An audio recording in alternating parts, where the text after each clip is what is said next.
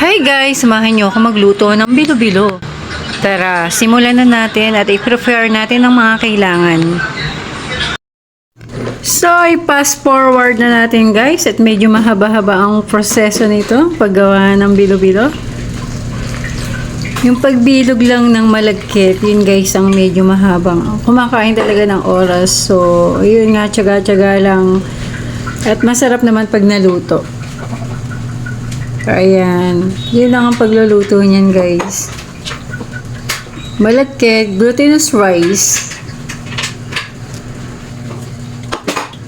At lagyan nyo lang ng tubig, basain yung malagkit. Ayan, tansya-tansya lang din kung alam nyo na pwedeng maibilog. Huwag lang masyadong malagsa guys. Kailangan medyo makunat. Kalahating kilo lang ng glutinous rice yung ginamit. Pila ko, kala mo marami lang. Hoy, tingnan mo. Kala mo marami. At ayun nga guys, masa-masa lang natin para okay ang ating dough. Ayan. At ito nga, okay na rin ang ating sago. Ayan, nakapaglaga na rin ako guys. So ito ulit tayo. Ayan, nagbibilog-bilog na ako. At ayun nga guys, marami-rami na rin ang aking nabibilog. So ayan. Hello po, gawa po tayo ng bilo-bilo. Binignit ba? Binignit sa Bisaya. Harap? Binignit. Binignit. Pero guys, hindi kami Bisaya. So yun lang ang naririnig ko rin kahit sa iba, sa YouTube, binignit yung tawag. Kaya Pilipino binibilog sa ano? Ayan. Pilipino. So, tiyaga lang. Ayan. Bago kayo maghawak guys ng malagkit o magbilog-bilog, syempre, siguraduhin malinis ang ating mga kamay, mga koko. Diba guys? Lasang kamay ni Jonah.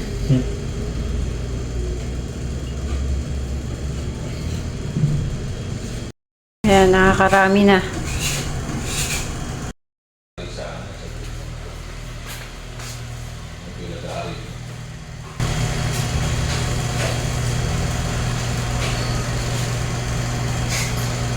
Dami, no?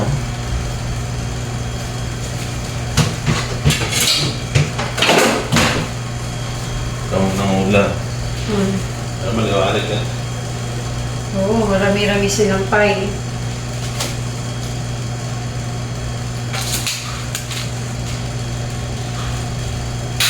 Lapit na.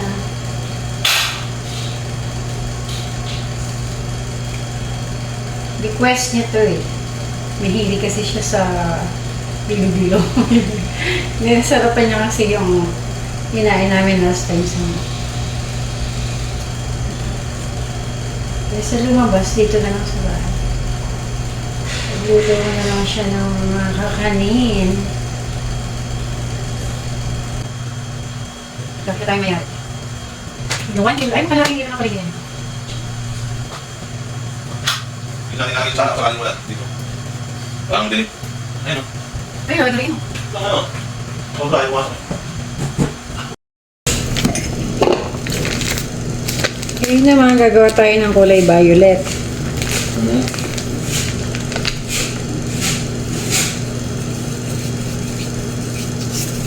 Para may kulay.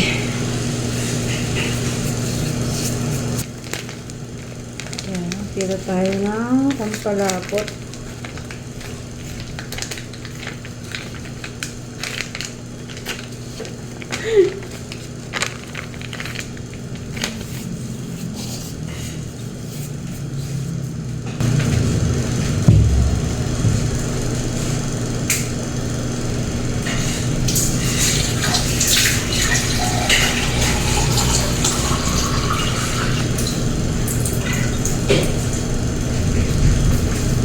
Meron ako guys na natin ang konting malagkit na powder glutinous rice. Yun naman ilalagyan ko ng food color na violet na may kulay naman ng ating bilo-bilo.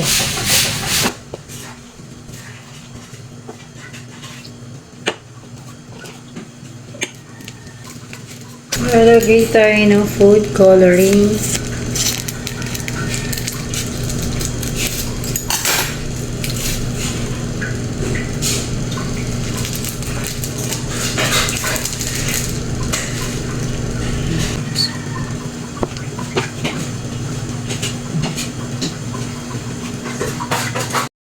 Ito na siya guys. Naibuhos ko na yung powder na food color. So, ito na yung kulay na kinalabasan. Medyo matingkad pa nga siya guys. So, naparami din yung kulay na nilagay ko.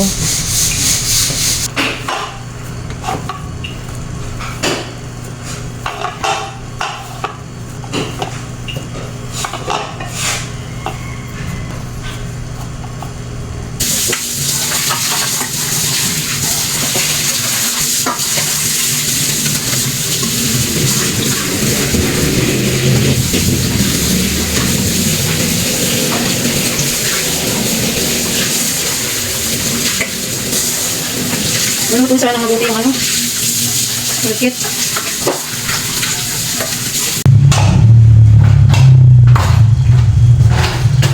Diyan lang sa lamin. Yan ako sa lamin. So, sa ako konti eh.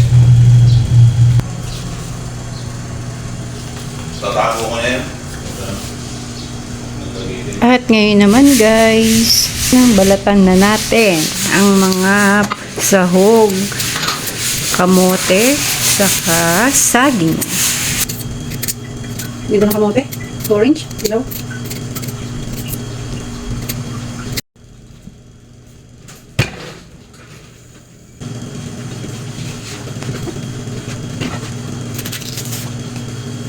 Okay na. Buka na.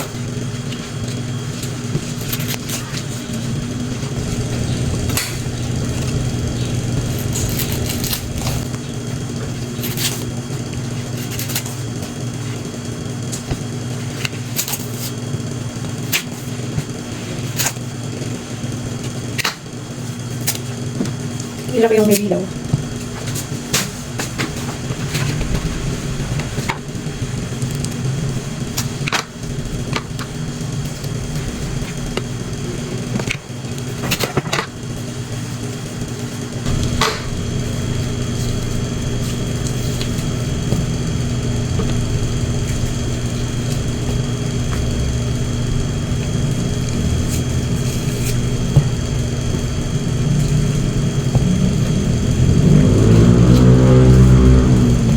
Ganda ng saging. Laki ng laman. Hmm? Ang ganda yung saging, yung laman. Ano nalalaman? Ayun na, bilog. Di ba kasi walang laman? At ngayon naman, nayari ko ng balatan ng kamote at saging. Hiwain naman natin sila. Hiwain natin into cubes. Into 2 cubes. Ay, nako, nabubulol ako. Ang hirap talaga mag-voice over.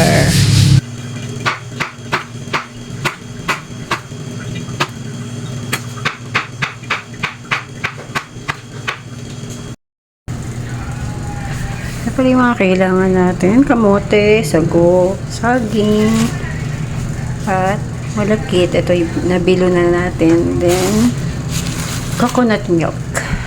Gata. Then, pwede ka na mag-add ng Alaska. Then, condensed kung gusto mo mas sweet. Then, sugar.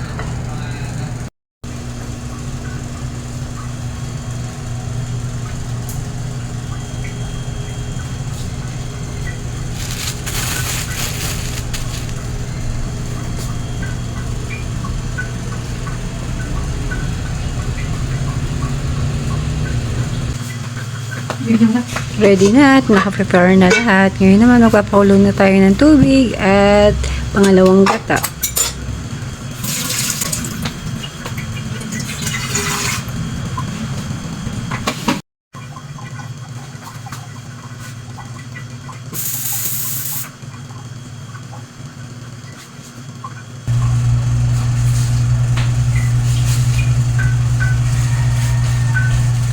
Ito guys, lalagay na natin yung pangalawang gata, yung pinagtigaan.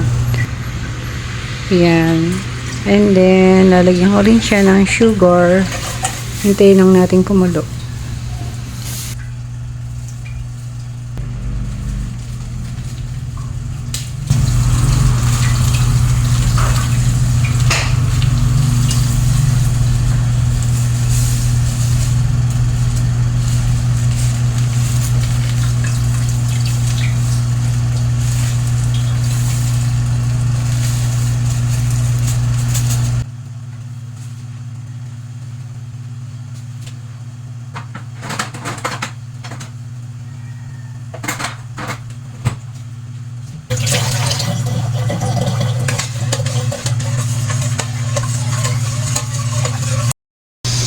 guys, pakuluin lang natin yung pangalawang gata ito guys. Tapos hiniluan ko ng konting tubig.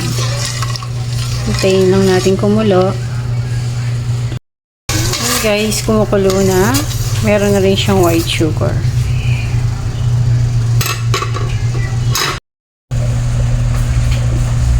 Kumukulo na, lagay ko ito. Ating glutinous rice. Oops. Maluto sanang mabuti.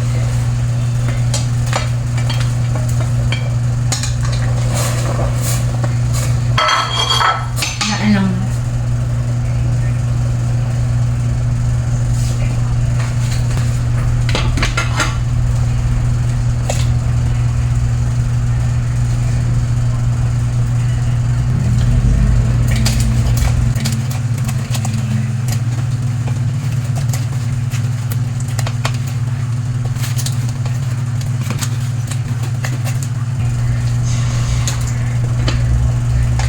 Haluin natin.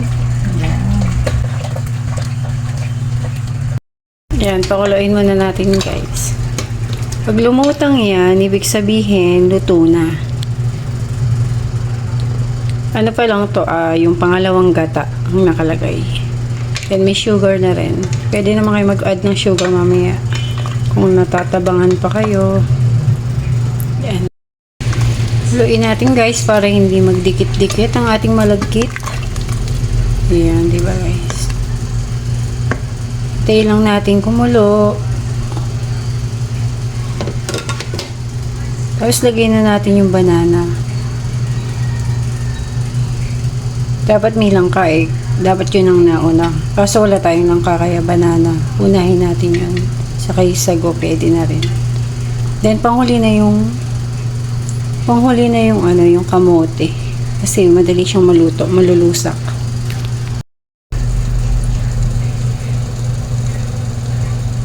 Ayun guys, so nakita niya. Lumutang na siya. Ibig sabihin, medyo luto na ang ating malagkit. So, lumutang na guys, so lumutang na. Ayun nga guys, so isa-isa siyang lumulutang. Nakita nyo? Umaangat. So, ibig sabihin, luto na yung ating malagkit. So, konting pakulo na lang, palambutan ng mga sahog.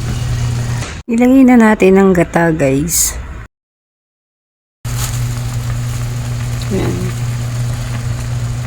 Kakang gata yan. Yan yung unang gata. Tapos na. Lumutang na siya.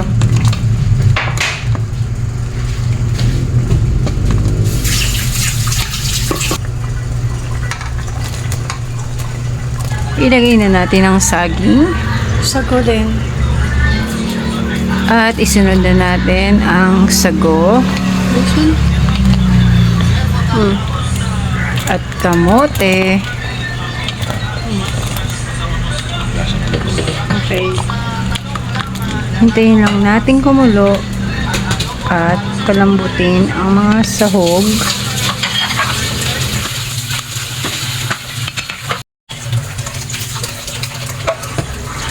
Guys, ilagyan ko ng konting salt para mag-agaw yung tamis at alat. Hindi, naglagay ako ng konting powder ng malagkit para pampalapot lang. Hintayin lang natin kumulo. Halo lang.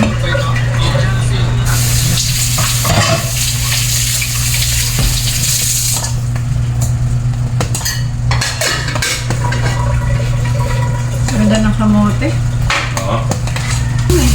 Hintayin na lang natin kamote.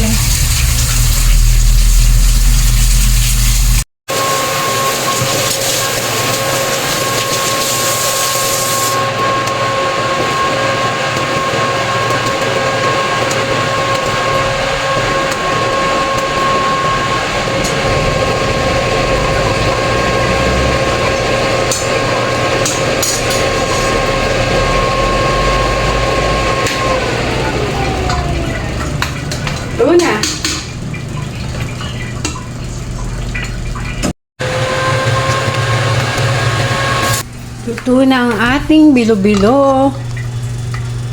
Okay guys, so. Diba, ganun lang. Saglit lang maluto. Sobrang lapot guys, so.